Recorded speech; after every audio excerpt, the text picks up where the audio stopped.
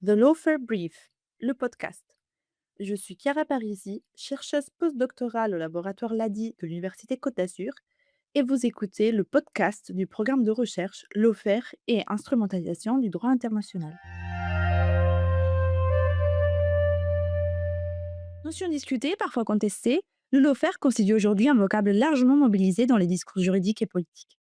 Né aux États-Unis, ce terme a été introduit en 2001 par le représentant de l'armée américaine Charles Dunlap et associe les termes de law et warfare.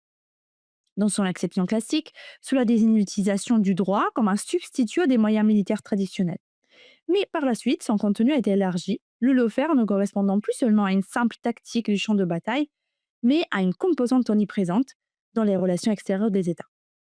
Cette vision renouvelée dépasse ainsi le cadre militaire et intègre désormais le champ politique et institutionnel.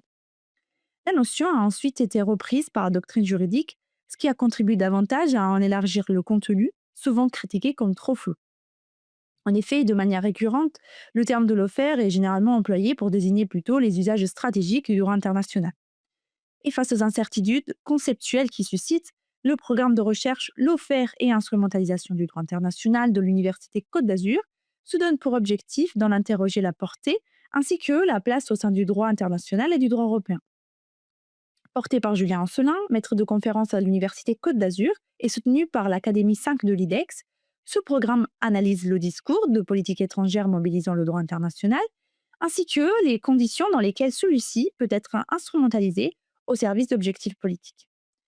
Dans ce cadre, un projet de recherche postdoctorale a été lancé avec le soutien d'une bourse d'excellence IDEX. Il vise à étudier l'utilisation stratégique du droit international à travers les politiques étrangères des États membres permanents du Conseil de sécurité des Nations Unies. Plusieurs événements scientifiques ont été ou seront organisés dans le cadre de ce programme. Vous pourrez visionner la programmation sur le site du LADI.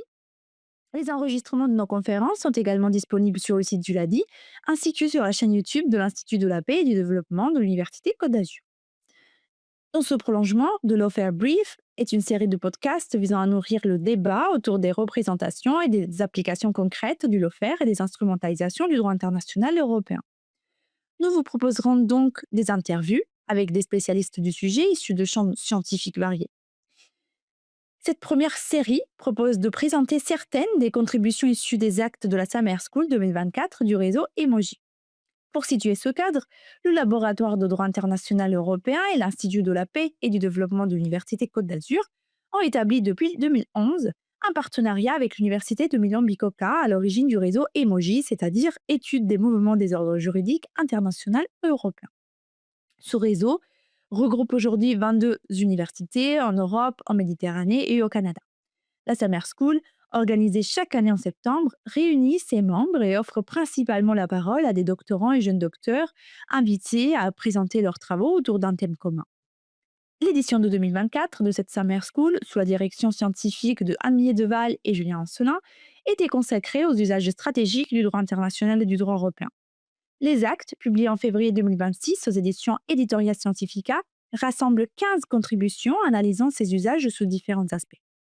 Non seulement les usages stratégiques des valeurs et des principes structurant l'ordre juridique, mais également des éléments de stratégie juridique devant les juridictions internationales et régionales, mettent en lumière les possibles manipulations de l'outil juridique.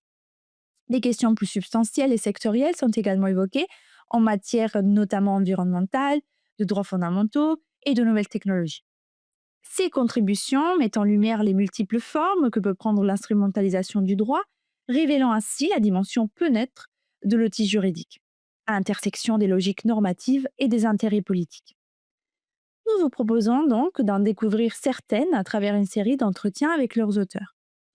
Nous vous invitons ainsi à écouter ces échanges en remerciant chaleureusement les contributeurs pour leur participation et à approfondir ces réflexions par la lecture des actes de la Summer School, les usages stratégiques du droit international européen, publiés chez Editorial Scientifica. Bonne écoute!